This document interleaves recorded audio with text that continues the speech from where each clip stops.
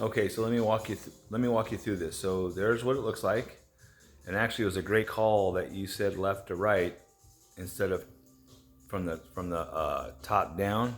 The left to right's way better. So as you can see, there's this metal piece here. You can see this is metal, so that's what the fabric's connected to, and it just slides across really easy on the tracks up here. As you can see here, very, very nice. And then it connects with the magnet up there, so it stays shut. This is gonna be great in the summertime or just for privacy all around. But look at that, doesn't that look great?